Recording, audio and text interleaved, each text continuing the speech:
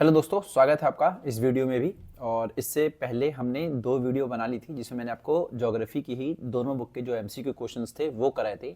और आज वाली जो वीडियो है इसमें हम फंडामेंटल ऑफ ह्यूमन ज्योग्राफी के जो भी इंपॉर्टेंट क्वेश्चंस हैं जो आपके एग्जाम में आएंगे, जो भी छोटे बड़े जो भी हैं, 5 मार्क्स वाले, 3 मार्क्स वाले, 2 मार्क्स वाले जो भी हैं, वो मैं इस वीडियो में कवर कराऊंगा। और ये वीडियो का फर्स्ट पार्ट है जिसमें मैं आपको फर्स्ट बुक जो कि पार्ट है फंडामेंटल ऑफ ह्यूमन ज्योग्राफी के 8 चैप्टर के को मैं कवर करूंगा और साथ में सारे के सारे इंपॉर्टेंट क्वेश्चंस की एक्सप्लेनेशन भी दूंगा और साथ में आपको लिखना कैसे है वो भी आपको समझ में आ जाएगा।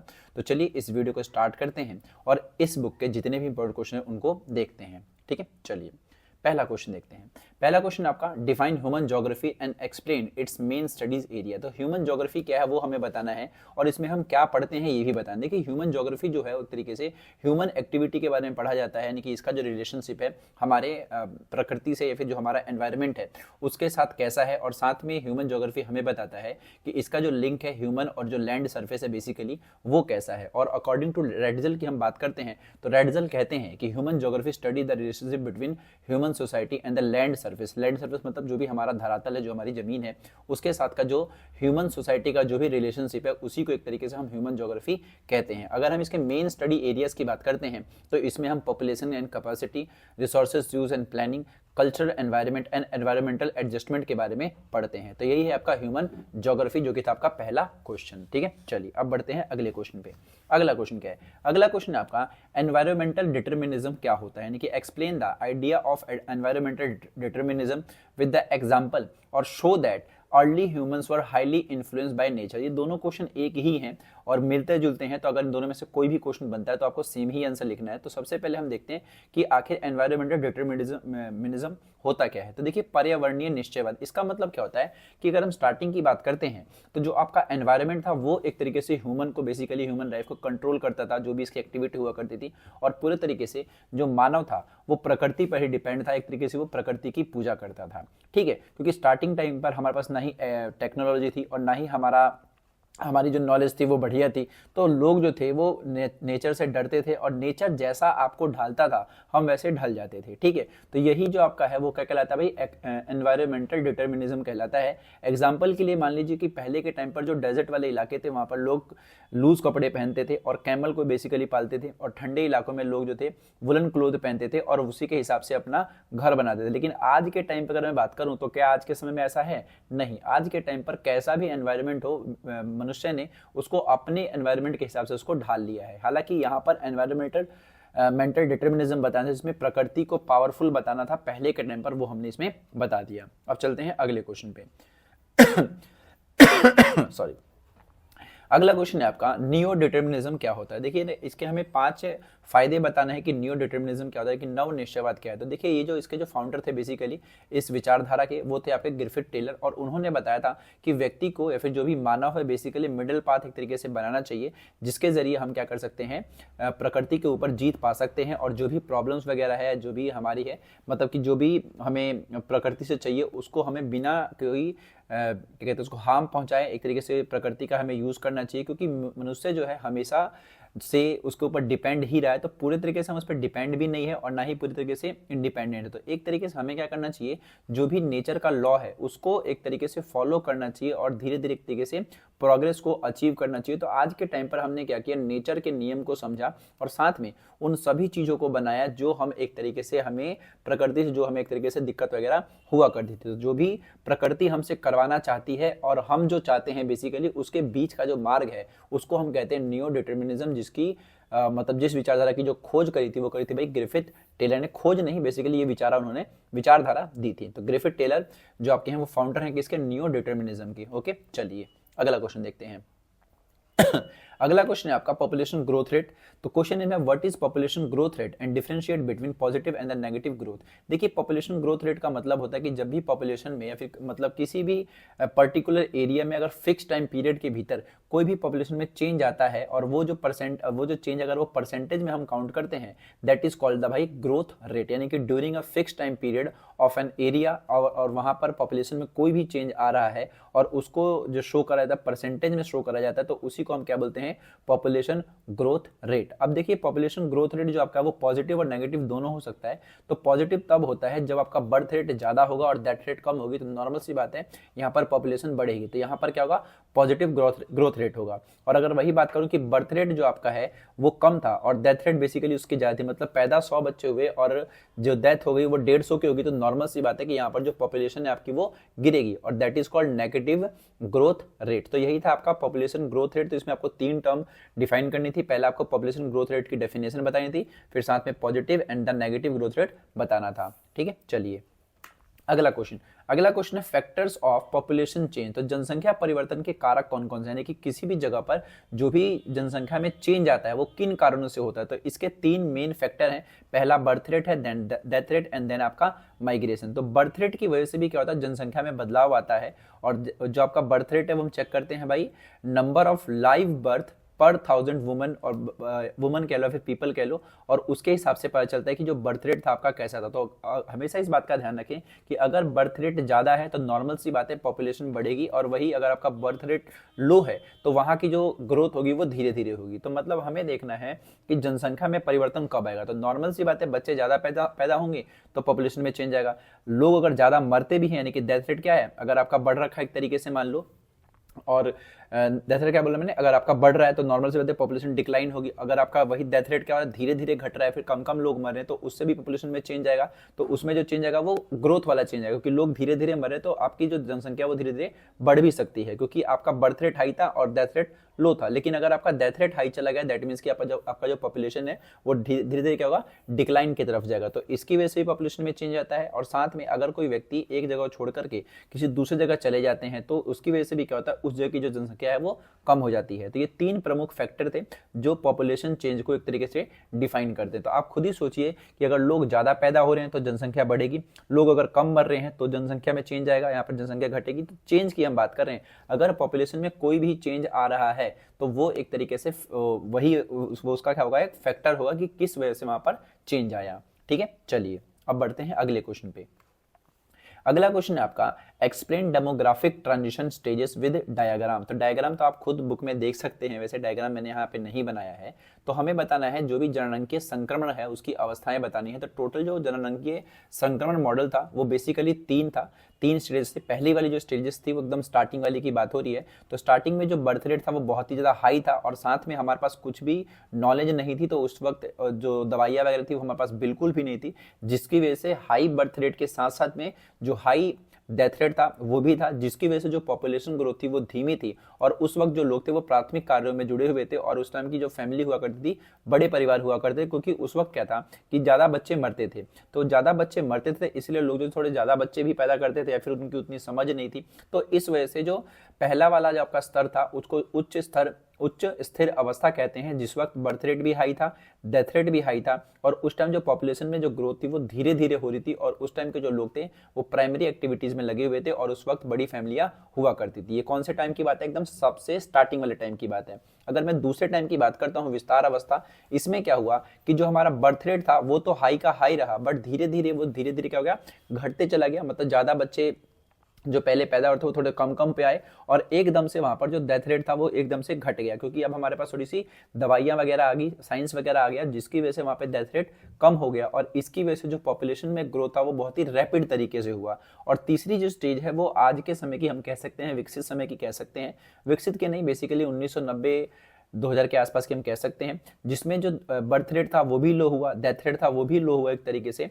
और एक सेकेंड, तो जो आपकी तीसरी अवस्था थी जिसको लो स्टेशनरी स्टेज कहते हैं, इसमें क्या था कि जो बर्थ रेट था वो लो हुआ, साथ में डेथ रेट जो आपका था वो भी लो हुआ, जिसकी वजह से जो वहाँ की पॉपुलेशन थी वो स्टेबल हो गई, या फिर आप ये समझिए कि जो भी ग्रोथ रेट था बेसिकली वो धीरे धीरे हो गया। और इस वक्त जो सोसाइटी थी आपकी वो एजुकेटेड थी, इसकी वजह से जो फैमिली वगैरह फिर जो मेंबर्स ऑफ फैमिली हुए वो क्या हुआ, एक तरीके मेंबर्स ऑफ फैमिली बेसिकली वो एक तरीके से कम कम या फिर छोटा परिवार आप कह सकते हैं। तो ये धीरे धीरे ये आखिरी वाली अवस्था है किसकी, डेमोग्राफिक ट्रांजिशन की, ठीक है। तो अगर ये क्वेश्चन आता है आपका, तो आपको ये तीनों ही इसके अंदर स्टेज बतानी पड़ेगी, high, expanding and the last वाला आपका लो, और साथ में वो जो डायग्राम है जो आपके एनसीईआरटी की बुक में देखने को मिल जाएगा, ठीक है। चलिए अब चलते हैं अगले क्वेश्चन पे। अगला क्वेश्चन क्या है? अगला क्वेश्चन आपका development means qualitative change and is value relative justify with 3 argument. तो हमें क्या करना है, जो आपका डेवलपमेंट है वो एक तरीके से गुणात्मक परिवर्तन है, या फिर जो कि हमें बताना है एक तरीके से 3 अलग अलग आर्ग्यूमेंट के जरिए। देखिए, जो डेवलपमेंट होता है बेसिकली एक ऐसा मतलब सुधार होता है जिसमें क्या होता है कि जो भी प्रेजेंट की कंडीशन होती है आने वाले टाइम के हिसाब से उसमें कोई चेंज आता है, और इसमें क्या होना चाहिए, पॉजिटिव इंक्रीजमेंट ही होना चाहिए, उसको हम एक तरीके से डेवलपमेंट कह सकते हैं। पॉजिटिव इंक्रीजमेंट का यहाँ पर मेरा मतलब ये है कि आपकी जो क्वालिटी है वो अगर इंप्रूव हुई है तो आप इसको क्या कहोगे कि इंप्रूवमेंट हुई है, ठीक है। इंप्रूवमेंट कह लो या फिर डेवलपमेंट हुई है, ठीक है। तो केवल अगर नंबर में परिवर्तन होता है तो उसको आप डेवलपमेंट नहीं कह सकते, क्योंकि मान लीजिए कि किसी जगह की जो पॉपुलेशन है वो बढ़ गई, तो इसका मतलब ये नहीं कि वहां की डेवलपमेंट होगी। वहां पर डेवलपमेंट मैं तब कहूंगा जब वहां की पॉपुलेशन भी बढ़ी और साथ में वहां पर फैसिलिटीज भी बढ़ी, तो दैट इज कॉल्ड डेवलपमेंट, ठीक है। तो केवल जो नंबर है, केवल नंबर की सहायता से आप क्या नहीं कह सकते कि वहां की डेवलपमेंट नहीं बता सकते। नंबर्स की सहायता से आप डेवलपमेंट क्यों नहीं बता सकते? क्योंकि मान लीजिए कि कहीं पर जो लोग हैं वो बहुत सारे आ गए, लेकिन आपने वहां को सुविधाएं नहीं दी, तो आप इसको विकास कैसे कहेंगे? विकास आप तब कहेंगे जब आपके पास जितने लोग थे उतनी आपके पास चीजें भी थी उनको मुहैया कराने के लिए, तो आप उसको कह सकते हैं कि वो डेवलपमेंट हुआ है, ठीक है। चलिए अगले क्वेश्चन पे चलते हैं। अगला क्वेश्चन है आपका डेवलपमेंट और ग्रोथ में अंतर क्या है? तो differentiate between growth and development. देखिए, ग्रोथ जो आपका होता है वो एक तरीके से क्वांटिटेटिव चेंज होता है और ये नंबर और डेटा पर एक तरीके से बेस्ड होता है, लेकिन डेवलपमेंट की अगर मैं बात करता हूं तो अभी मैंने बताया कि जो भी क्वालिटेटिव चेंज है, गुणात्मक परिवर्तन है, उसको मैं डेवलपमेंट कहता हूं। तो value based and the positive improvement अगर होती है तो उसको डेवलपमेंट कहते हैं। और ग्रोथ का मतलब क्या होता है? केवल और केवल नंबर या फिर डेटा के हिसाब से कुछ बढ़ जाना। तो किसी जगह की जनसंख्या का बढ़ जाना ग्रोथ है, ठीक है, लेकिन किसी जगह की जनसंख्या की बढ़ने के साथ साथ में वहां पर रहने वाले जो चीजें हैं, जो भी फैसिलिटीज है, वो भी अगर बढ़ जाती है तो वो आपका डेवलपमेंट है, ठीक है। तो यही मेजर पॉइंट था डेवलपमेंट और ग्रोथ में, ठीक है। चलिए अगला क्वेश्चन है आपका अप्रोच ऑफ ह्यूमन डेवलपमेंट। तो explain different approach of human development. तो ह्यूमन या फिर मानव विकास के जो भी उपागम है वो 4 उपागम है, बेसिकली 4 अप्रोच हैं, उनके बारे में हमें बताना है कि आखिर व्यक्ति का जो विकास होता है वो किन किन चीजों की वजह से हम कह सकते हैं कि होता है। तो पहला आपका आता है इनकम अप्रोच। तो नॉर्मल सी बात है, अगर व्यक्ति की जो इनकम अगर हाई है तो नॉर्मल सी बात है कि उसकी जो डेवलपमेंट होगी वो भी क्या होगी, एक तरीके से उच्च ही होगी, फिर हायर डेवलपमेंट होगा। यानी कि यहाँ पर जो हम अप्रोच लगा रहे हैं वो क्या लगा रहे हैं भाई, इनकम की सहायता से। यानी कि अगर व्यक्ति ज्यादा कमा रहा है तो नॉर्मल सी बात है उसका जो जीवन वो बेहतर चल रहा है। साथ में अगर हम वेलफेयर अप्रोच की बात करते हैं तो इसमें क्या होता है, जो सरकार होती है वो वेलफेयर प्रोग्राम्स चलाती है ताकि लोगों से जुड़ी हुई जो भी जन कल्याणकारी योजनाएं हैं वो मिलती है। तो इससे भी पता चलता है कि उस क्षेत्र में या फिर उस राज्य में लोगों का विकास कैसा हो रखा है। साथ में अगर हम बात करें कि एक आईएलओ ने अप्रोच दिया था जिसको बोलते हैं बेसिक नीड्स अप्रोच, कि अगर एजुकेशन, फूड, वाटर, हेल्थ और हाउसिंग की सुविधा अगर हम लोगों को दे देते हैं, अगर इन चीजों पर हम फोकस रखते हैं तो भी हम कह सकते हैं कि किसी व्यक्ति का विकास हुआ है। और साथ में अमर्त्य सेन ने कहा था कैपेबिलिटी अप्रोच, यानी कि मान लीजिए इसमें जो ध्यान दिया जाता है वो व्यक्ति के स्किल्स पे, एबिलिटी पे और एक्सेस टू रिसोर्सेज पर ध्यान दिया जाता है कि अगर एक व्यक्ति के पास बढ़िया कौशल है,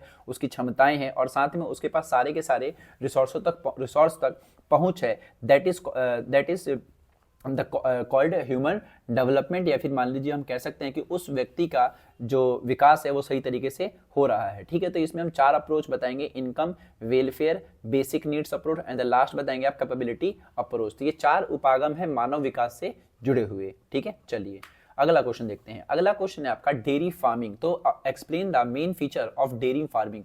तो डेयरी फार्मिंग बेसिकली दूध से जुड़ा हुआ कार्य है, बेसिकली जिसमें क्या होते हैं एनिमल्स को पाला जाता है। किस चीज के लिए भाई? मेनली जो पाया जाता है वो भी डेयरी प्रोडक्ट है जिसमें दूध आता है।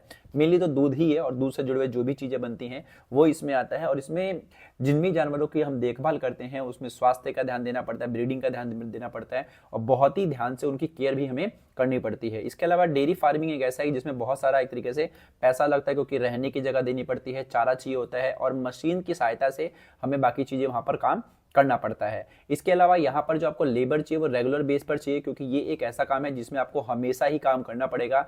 चारा देना, दूध निकालना या फिर साफ सफाई हो गया, तो पूरा एक तरीके से ये एक ऐसा काम है जिसमें आपको रेगुलर लेबर की जरूरत पड़ेगी। साथ में ये वहीं पर स्थापित हो सकते हैं जहां पर अर्बन एरियाज हैं, क्योंकि अर्बन एरियाज में डेयरी प्रोडक्ट्स की डिमांड थोड़ी सी ज्यादा होती है और वहां पर जो लोग होते हैं उनके पास खुद की गाय तो होती नहीं है, तो नॉर्मल सी बात है वो इन चीजों पर ज्यादा एक तरीके से रिलाई करते हैं। अगला जो आपका है ये एक मार्केट ओरिएंटेड काम है बेसिकली, क्योंकि इसमें जितने भी प्रोडक्ट्स हैं वो बेचने वाले हैं, ठीक है। तो इनको हमेशा मार्केट के आसपास में ही लगाना पड़ता है, क्योंकि इसमें बहुत सारा सामान ऐसा है जो जल्दी खराब हो सकता है, ठीक है। और अगर हम इसके रीजन्स की बात करते हैं तो नॉर्थ वेस्टर्न यूरोप हो गया, कनाडा हो गया, न्यूजीलैंड हो गया, ये ऐसे इलाके हैं जहां पर डेयरी फार्मिंग देखने को मिलती है, ठीक है। तो यही था आपका डेयरी फार्मिंग वाला क्वेश्चन। अब बढ़ते हैं भाई अगले क्वेश्चन पे। अगला क्वेश्चन है आपका differentiate between nomadic herding and the commercial livestock rearing, यानी कि आपको बताना है चलवासी पशुचालन और साथ में वाणिज्य पशुपालन। देखिए नाम से ही पता चल रहा है कि जो आपका चलवासी पशुचालन है इसमें क्या होता है कि नॉर्मल जो हर्डर्स होते हैं वो मूव करते रहते हैं अपने एनिमल्स और चारे को लेकर के, लेकिन अगर हम बात करते हैं कमर्शियल की तो वो उनका एक ही स्थान होता है जो कि बड़े पैमाने पर फैला होता है।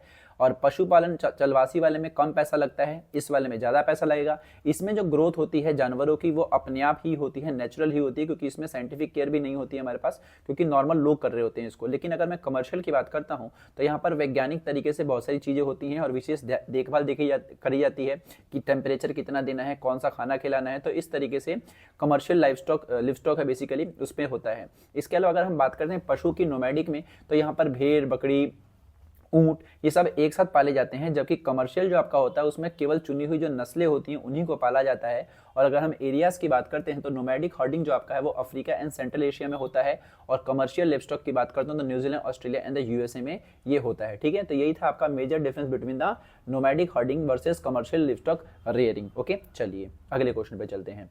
अगला क्वेश्चन है आपका मेडिटेरियन एग्रीकल्चर के बारे में हमें बताएं, तो explain the main feature of Mediterranean agriculture. तो भूमध्य सागरीय जो आप क्षेत्र देखते हैं बेसिकली यूरोप का जिसको हम दिल कहते हैं, भूमध्य सागर, ठीक है, मेडिटेरियन सी जिसको हम कहते हैं, तो उस आसपास के इलाके में कौन कौन सी बेसिकली खेती होती है, फिर वहाँ की विशेषताएं कौन सी है कृषि से जुड़ी हुई, वो हमें बतानी है। तो ये जो आपका है वो भूमध्य जलवायु क्षेत्र की बात करी गई है, और यहाँ पर जो मेन जो ध्यान दिया जाता है जो सिट्रस फ्रूट होते हैं, खट्टे फल, उनको यहाँ पर उगाया जाता है, जैसे कि लेमन हो गया या फिर ऑरेंजेस हो गया या फिर अंगूर हो गया, ये सब यहाँ पर फसलें उगाई जाती हैं। और यहाँ पर सबसे बढ़िया क्वालिटी की एक तरीके से शराब भी बनती है। और ये जो चीजें हैं, फ्रूट्स हो गए, वेजिटेबल हो गए, ये कहाँ पर बेचे जाते हैं भाई, यूरोप में या फिर यूएसए के मार्केट में, ठीक है। तो यही था आपका भाई main feature of Mediterranean agriculture. Okay, चलिए अब बढ़ते हैं भाई आगे।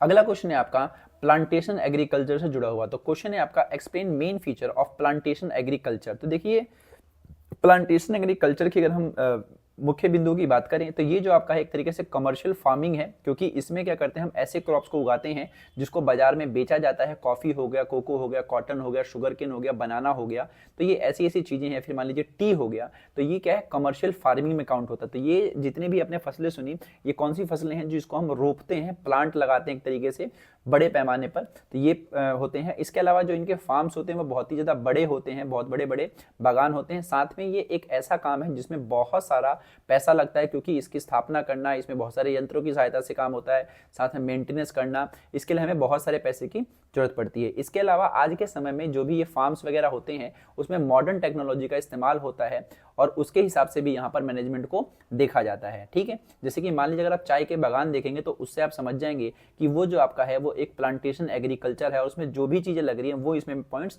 लिख रहा हूं। इसके अलावा जो ये जो आपका रोपण खेती होती है या फिर प्लांटेशन एग्रीकल्चर जो होता है, इसमें मेन एक ही फसल पर ध्यान देना होता है, एक ही प्रमुख फसल होती है, और साथ में ये एक ऐसा काम है जिसमें आपको वर्कर्स बहुत ज्यादा चाहिए होते होंगे। तो आपने अक्सर देखा भी होगा कि जो भी प्लांटेशन साइट्स होती हैं वहां पर बहुत सारे वर्कर्स जो होते हैं वो काम कर रहे होते हैं, ठीक है। तो यही था आपका main feature of plantation agriculture. चलिए अगले क्वेश्चंस को देखते हैं। अगला क्वेश्चन है आपका स्मॉल स्केल वर्सेस में लार्ज स्केल इंडस्ट्री। तो देखिए स्मॉल स्केल और लार्ज स्केल में डिफरेंस क्या है। स्मॉल स्केल जो आपका है वो नॉर्मल सी बात है, वो छोटी सी मतलब छोटे यूनिट में बनते हैं, घर के आसपास में जो इंडस्ट्री होती है उसको हम कह सकते हैं। और लार्ज स्केल जो आपका वो इंडस्ट्री एरिया में लगाया जाता है। इसके अलावा जो स्मॉल स्केल है उसके अंदर रॉ मटेरियल जो यूज होता है वो वहीं आसपास का लोकल होता है। और अगर मैं बात करूँ लार्ज की, तो वहां पर जो रॉ मटेरियल आता है वो बहुत ही अलग अलग तरीके का आ सकता है, किसी दूसरे देश से मंगाया जा सकता है। इसके अलावा अलावा स्मॉल स्केल में क्या होता है कि हाथ से काम करना होता है और नॉर्मल से औजार बेसिकली होते हैं। लेकिन अगर मैं इसकी बात करता हूँ लार्ज की, तो यहाँ पर स्किल्ड लेबर होते हैं और एडवांस टेक्नोलॉजी, मतलब मेनली तो इसमें जो मशीन्स होती हैं वही काम करती है। स्मॉल स्केल में नॉर्मल सी बात है कि जो प्रोडक्शन होगा वो कम होगा और लार्ज वाले में मास प्रोडक्शन होगा। साथ में स्मॉल स्केल में जो पैसा है वो कम लगेगा और इसको हम यहीं पर बेचेंगे। और वही अगर मैं बात करूं लार्ज की, तो यहाँ पर पैसा भी ज़्यादा लगेगा और इसका जो मार्केट होता है वो बहुत ही ज़्यादा बड़ा होता है और दूर देशों में भी इसको भेजा जाता है। साथ में अगर बात करूं तो इसकी वजह से क्या होगा कि जो भी स्थानीय लोग हैं उनको रोजगार मिलेगा। और अगर बात करूं तो लार्ज स्केल इंडस्ट्री की, तो यहाँ पर जो है जो जॉब्स होती हैं वो एक तरीके से ऑर्गेनाइज या फिर संगठित तरीके से यहाँ पर दी जाती हैं। ठीक है, तो यही था major difference between the small scale industry and the large scale industries. Okay, चलिए अगला क्वेश्चन देखते हैं। अगला क्वेश्चन है आपका classification of industry by ownership. तो ओनरशिप के आधार पर या फिर स्वामित्व के आधार पर जो भी उद्योग हैं उनको हमें क्लासिफाई करना है। तो इसके तीन एक तरीके से स्वामित्व के आधार पर क्या है, एक तरीके से क्या कहते हैं उसको, इंडस्ट्री जो आपकी है वो तीन तरीके से ओनरशिप में आती है। पहला तो आपका पब्लिक सेक्टर है। पब्लिक सेक्टर को आप ये समझिए कि ऐसी कंपनियां जो सरकार बेसिकली चलाती है। ठीक है, यानी कि जो गवर्नमेंट है जिन कंपनी को चलाती है वो पब्लिक सेक्टर में काउंट होती है। इसका पूरा का पूरा जो कंट्रोल होता है वो गवर्नमेंट के पास होता है और ये जो आपका एक समाजवादी व्यवस्था है, क्योंकि इसमें सरकार काम कर रही है तो यहाँ का जो सामान भी होगा वो मतलब कम पैसों में ही लोगों तक पहुंचाया जाएगा। कम पैसे में बेसिकली यहाँ पर लोगों को रोजगार वगैरह मिलेगा सरकार की तरफ से। तो जो भी स्टील प्लांट है फिर जो भी गवर्नमेंट कंपनीज आप सुनते हैं वो कौन सा आपका पब्लिक सेक्टर में काउंट होता है। अगर मैं प्राइवेट की बात करूं तो जो भी प्राइवेट कंपनीज होती हैं, जैसे कि मान लीजिए टाटा ग्रुप हो गया, रिलायंस हो गया, ये जो आपका है वो प्राइवेट सेक्टर में आता है क्योंकि इसका जो मालिक है कोई निजी बंदा है। ठीक है, और ये जो आपका बताया जाता है, ये मतलब ये जो सिस्टम है आपका एक कैपिटलिस्ट सिस्टम है क्योंकि इसमें प्राइवेट चीज बेसिकली दिख रही है। तो प्राइवेट कंपनियां लग रही हैं या फिर जो नॉर्मल व्यक्ति है वो अपनी कंपनी स्टार्ट कर सकता है, तो ये प्राइवेट सेक्टर में आता है। वही अगर मैं बात करता हूँ जॉइंट सेक्टर की, तो जॉइंट सेक्टर का मतलब होता है जब एक तरीके से गवर्नमेंट और प्राइवेट कंपनी आपस में मिलकर के कोई काम करती है, फिर कोई कंपनी को चलाती है, उसको हम जॉइंट सेक्टर कह सकते हैं। ठीक है, तो पहला था आपका पब्लिक सेक्टर जिसमें जो पूरी की पूरी ओनरशिप थी वो किसकी थी भाई, सरकार की थी। दूसरा था आपका प्राइवेट जिसमें पूरी की पूरी ओनरशिप जो थी वो किसकी थी भाई, किसी इंडिविजुअल की या फिर किसी कंपनी की। और जो जॉइंट सेक्टर होता है उसमें इंडिविजुअल या फिर जो प्राइवेट बंदा है वो और प्लस में गवर्नमेंट मिल करके काम करती है। जो भी वहां पे इन्वेस्टमेंट होती है वो शेयर करनी पड़ती है, जो भी मैनेजमेंट होता है दोनों मिलकर के काम करते हैं। इसका एग्जांपल है एचपीसीएल और मित्तल एनर्जी। तो ये कंपनी का नाम है जिसमें एक तरीके से जॉइंट सेक्टर की कंपनी है। ठीक है भाई, तो ये था आपका classification of industry on the basis of the ownership, जो कि तीन थी, public, private and the joint. Okay, चलिए अब बढ़ते हैं अगले क्वेश्चन पे।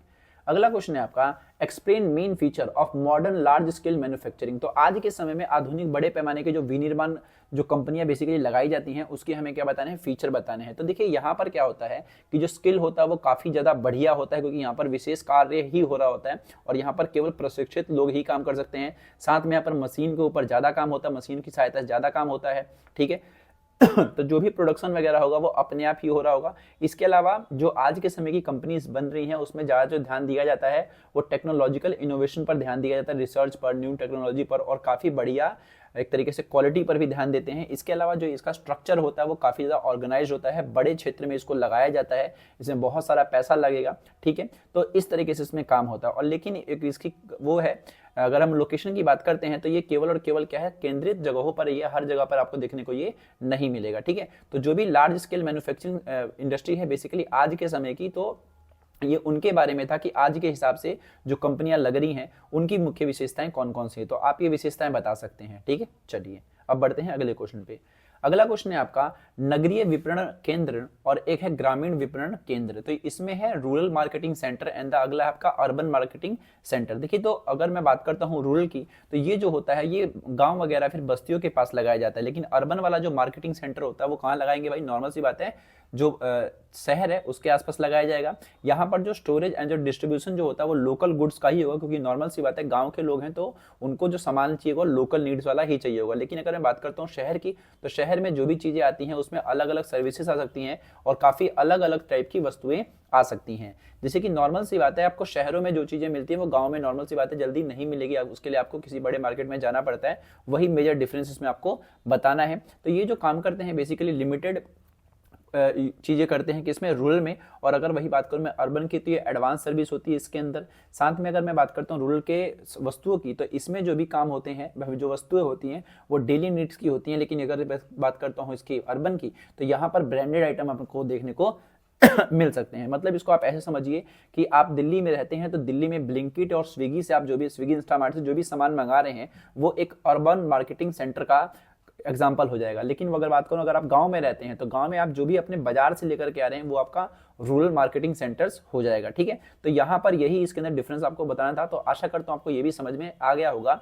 अब अगले क्वेश्चन पे बढ़ते हैं। ठीक है, चलिए अगला क्वेश्चन है आपका टूरिज्म सर्विस एंड फैक्टर से जुड़ा हुआ है, यानी कि व्हाट आर टूरिज्म सर्विस। तो पहले हमें बताना कि पर्यटक सेवा क्या होती है और ऐसे कौन कौन से फैक्टर हैं जो इसको अफेक्ट करते हैं, और साथ में एक चीज और बताना है कि कौन कौन सी चीजें ऐसी हैं जो टूरिज्म को अट्रैक्ट करती हैं। तो ये 3 पार्ट में क्वेश्चन बटा हुआ है। तो सबसे पहले बात करता हूँ टूरिज्म सर्विस की। देखिए टूरिज्म सर्विस का मतलब होता है जब लोग यहाँ से वहाँ कहीं घूमने वगैरह जाते हैं तो नॉर्मल सी बात है होटल्स, खाना पीना, ट्रांसपोर्ट से जुड़े हुए चीजें करते हैं। इसकी वजह से क्या होता है कि जो लोकल इकोनॉमी है उसको सपोर्ट मिलता है, वहाँ के लोगों को रोजगार वगैरह मिलता है और बहुत सारी चीजें इसके अंदर होती हैं। लोग घूमने भी जाते हैं, मनोरंजन के लिए जाते हैं, व्यापार के लिए जाते हैं, तो वो सब चीजें किसमें आती है भाई, टूरिज्म सर्विस में आती हैं। अगर बात करता हूँ कि ऐसी कौन सी चीजें जिसको अफेक्ट करती हैं तो 2 चीजें। पहला तो आपका इनकम, अगर नॉर्मल सी बात है कि आपका इनकम ज्यादा है तो आप ज्यादा घूमने की सोचेंगे, नॉर्मल सी बात है ये। और अगर ट्रांसपोर्ट डेवलपमेंट बढ़िया है तो लोग जो है आसानी से किसी भी जगह को घूम पाएंगे। तो पहाड़ी इलाके जैसे हैं तो पहाड़ी इलाकों में अगर आप देखेंगे तो वहां पर बस की सेवा हमेशा आपको देखने को मिल जाएगी। तो नॉर्मल सी बात है जो लोग हैं वहां पर पहुंच जाएंगे, और उनका अगर किराया कम है, लोगों के पास उतना पैसा है, तो नॉर्मल सी बात है वो वहां पर जाएंगे। तो ये 2 चीजें जो है वो एक तरीके से टूरिज्म को अफेक्ट करती हैं। अगर बात करूं अट्रैक्टिंग की कि आखिर कौन कौन सी चीजें हैं जो अट्रैक्ट करती हैं किसको, टूरिज्म को, तो pleasant climate, scenic landscape, historical and the cultural sites, the festival and the local culture. ये 4 चीजें ऐसी हैं जिसकी वजह से जो टूरिस्ट होते हैं वो अट्रैक्ट होते हैं। नॉर्मल सी बात है आप किसी भी जगह को क्यों घूमना चाहेंगे, तो जो भी आपके मन में कारण है ना वो आपको लिख देना है कि ये जो कारण है इसकी वजह से मैं इस जगह को घूमना चाहूंगा। और आप किस किस चीज से घूम नहीं पाते हैं भाई, तो इनकम भी एक सोर्स आता है कि भाई इनकम नहीं है सही तो मैं घूम नहीं पाऊंगा, पैसा नहीं है। तो दूसरा क्या है कि जाने आने में अगर दिक्कत है, परेशानी है तो आप नहीं जाते हैं। तो एक तरीके से आपको बस सोचना है कि इस क्वेश्चन में क्या लिखना है और आप लिख सकते हैं। ठीक है, चलिए अगले क्वेश्चन पे चलते हैं।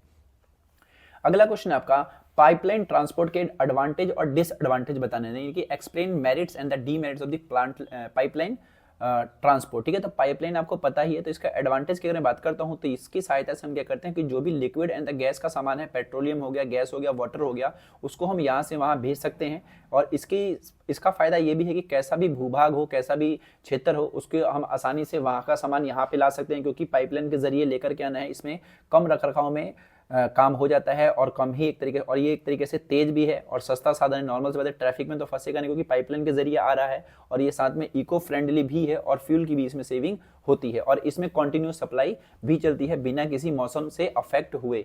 ठीक है, तो ये इसका एक फायदा होता है किसका भाई, पाइपलाइन का। मतलब आप खुद ही समझिए कि पाइपलाइन से मतलब जैसे कि मान लीजिए गैस है, अगर आप अभी के टाइम पर क्या है, शहरों में भी क्या है, गैस की पाइपलाइन लग रही है। तो अब क्या है कि आपको अगर आपके घर का सिलेंडर खत्म होता है तो उसके लिए आपको वेट करने की जरूरत नहीं पड़ेगी, क्योंकि आपके पास पाइपलाइन है, सीधा आप उसका इस तरीके से इस्तेमाल कर सकते हैं। ना ट्रैफिक की झंझट है, ना ही किसी कोई लेकर के आएगा तो उसकी झंझट है। नॉर्मल सी बात है। तो ये जो आपको फायदा समझ में आ रहा है कि इसकी सप्लाई भी हमेशा चलेगी, इको फ्रेंडली भी है, तेज भी है और सस्ता भी है, कम रखरखाव का खर्च है। तो ये इसके क्या है, एडवांटेज है। लेकिन वही अगर मैं डिसएडवांटेज की बात करूं तो इसकी वजह से क्या होगा कि रोजगार एक तरीके से खत्म हो जाएगा, क्योंकि जो बंदे लेकर के आए थे वो उनकी जॉब चली जाएगी। साथ में इसमें घाटा ये है कि ज्यादा मात्रा में आप सामान नहीं मंगा पाएंगे, एक ही बार में इंक्रीज करना डिक्रीज करना ये नहीं हो पाएगा। मतलब घर में तो इंक्रीज डिक्रीज हो जाएगा, लेकिन कहीं बाहर से आप मतलब कोई गैस मंगा रहे हैं, पेट्रोल मंगा रहे हैं उस पाइपलाइन की सहायता से, तो उसको इंक्रीज डिक्रीज करने में थोड़ा सा कठिन होगा। साथ में मान लीजिए कोई डिटेक्शन उसके अंदर हो गई, सॉरी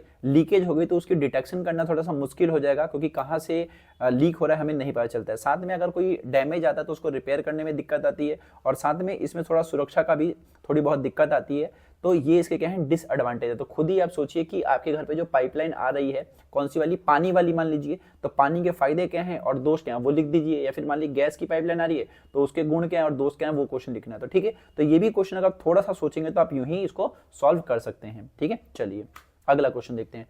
अगला क्वेश्चन है what is free trade and right it's merits and demerits. तो आपको बताना है फ्री ट्रेड क्या है और also defined merits and demerits of its of free trade. देखिए फ्री ट्रेड का मतलब होता है कि जब आप कोई ट्रेड करते हैं किसी दूसरे देश से और उसके अंदर बैरियर्स बहुत कम है, जो भी टैरिफ लग रहा है, रिस्ट्रिक्शंस है, अगर वो बहुत ही ज्यादा मतलब कम है या फिर हटा दिया गया है तो इसको हम फ्री ट्रेड कहते हैं। ठीक है, जैसे कि मान लीजिए अगर ट्रंप ने भारत पर अभी टैरिफ लगा रखा है तो इसको मैं फ्री ट्रेड नहीं कहूंगा। ठीक है, तो फ्री ट्रेड का मतलब होता है कि ट्रेड विदाउट बैरियर्स, यानी कि जो भी व्यापारिक बाधाएं हैं, जो भी शुल्क लग रहा है, जो भी प्रतिबंध लग रहा है दो देशों के बीच में, इसको कहा जाता है। लेकिन फ्री ट्रेड का मतलब होता है जब ये चीजें नहीं है तो उसको आप क्या कहोगे, एक फ्री ट्रेड कहोगे, मुक्त व्यापार कहोगे। इसका फायदा ये है कि इससे क्या होगा कि जो इंटरनेशनल कंपटीशन है वो बढ़ेगा। क्योंकि नॉर्मल सी बात है, आप अपना सामान दूसरे देश में बेच पा रहे हो, वहां पर और भी कंपनियां जो है दूसरे देश का जो सामान है वो लेकर के आएंगी, तो इंटरनेशनल कंपटीशन बढ़ेगा, बढ़िया सामान आएगा। क्योंकि सबको इस बात की मतलब वो होगी, टेंशन होगी कि हमें अपना सामान ज्यादा अच्छे से बेचना है। तो आप कब बेच पाओगे, जब आप अच्छा सामान पहुंचाओगे तब बेच पाओगे, है ना, क्योंकि वहां पर बहुत सारी कंपनी पहुंच रही है। ठीक है, साथ में यहाँ पर जो प्रोडक्शन है, फिर जो ट्रेड वॉल्यूम है वो नॉर्मल सी बात है बढ़ जाएगा, लोगों के पास ज्यादा चॉइस होगा, बहुत ही बेहतर प्राइस होगा, ये एक इसका फायदा है। लेकिन डीमेरिट की बात करूं तो इसका जो बेनिफिट है वो अनइक्वल है, क्योंकि यहाँ पर जो डेवलप कंट्रीज हैं वो ज्यादा बढ़िया सामान बनाती हैं और इसकी वजह से उनको ज्यादा फायदा होता है, और जो लोकल देश की चीजें हैं लोग उनको खरीदते नहीं है। तो इसकी वजह से क्या था कि बहुत सारे देशों में जब ये चीजें बढ़ती हैं तो वहां की जो भी इंडस्ट्री वगैरह ना वो खत्म सी हो जाती है, बंद सी हो जाती हैं। तो आप खुद ही सोचिए कि भारत जो आपका है, भारत क्या है कि भारत में खुद का उसका अपने पास कोई मोबाइल फोन नहीं है जिसको आप कह सको कि ये जो है हमारा खुद का एक ब्रांड है जो कि खूब चल रहा हो। तो भारत में आप जितने भी फोन देखेंगे ना वो वहां पर आपको देखने को मिलेगा, तो चाइना का फोन होगा, या तो कोरिया का फोन होगा, या तो अमेरिका का फोन होगा। सोचिए भारत इतना बड़ा देश है बट उसके पास खुद का अपना एक फोन नहीं है, ये कितनी गलत बात है एक तरीके से। तो इस तरीके से ये इसका एक तरीके से क्या आपका डीमेरिट पॉइंट आप बता सकते हैं। ठीक है, चलिए अगला क्वेश्चन है आपका, एंट्री पोर्ट वर्सेस में ट्रांसिट पोर्ट में डिफरेंस क्या होता है। इसको आंथ्रोपो पतन कहते हैं और एक मार्ग पतन कहते हैं। देखिए ट्रांसिट पोर्ट जो आपका होता है ये एक तरीके से एक ऐसी जगह होती है बेसिकली जहां पर शिप जो होते हैं वो रुकते हैं। ठीक है, वाटर के लिए, फ्यूल के लिए, फूड के लिए, जो भी हो, ये थोड़ी देर के यहाँ पर ठहराव होता है किसका, शिप्स का। और ये अगर इसका एग्जांपल है तो एक तो आपका होनोलुलु है और एक आपका सिंगापुर है। तो ये दो जगह ऐसी हैं जिसको हम ट्रांजिट पोर्ट कह सकते हैं, जहाँ पर शिप जो आती है वो रेस्ट करती है और थोड़ी देर के लिए वहां पर रुकती है। लेकिन एंट्रोपोर्ट पोर्ट की बात करता हूं तो यहाँ पर जो सामान होता है वो सामान उतरता है, वापस से चढ़ाया जाता है, और साथ में इसका एक तरीके से बताया जाता है कि ये जो सामान है कहाँ कहाँ लेकर के जाना है, कैसे कैसे लेकर के जाना है। तो ये दोनों में मेजर डिफरेंस है। एग्जाम्पल इसका रॉटरडैम एंड द कोपेनहेगन। ठीक है, तो ये मेजर डिफरेंस है आपका एंट्रोपोर्ट पोर्ट वर्सेस में ट्रांसिट पोर्ट के बीच में। तो यही थे इस बुक के सारे क्वेश्चन, और आशा करता हूं आपको सारे के सारे क्वेश्चन समझ आ गए होंगे। और साथ में अब जो नेक्स्ट वीडियो आएगी वो सेकंड बुक पे आएगी, तो मैं चाहूंगा आप वो वीडियो भी देख लेंगे। ठीक है, और साथ में मेरे चैनल के साथ जुड़ सकते हैं, और एमसीक्यू क्वेश्चन मैंने दोनों बुक के करा दिए हैं, तो आप वो दोनों भी देख लीजिए। और साथ में आप मुझे कमेंट में भी कुछ पूछना चाहें तो पूछ सकते हैं, मैं रिप्लाई कर दूंगा। चलिए मैं मिलता हूं आपसे अब नेक्स्ट वीडियो में, तब तक के लिए गुड बाय।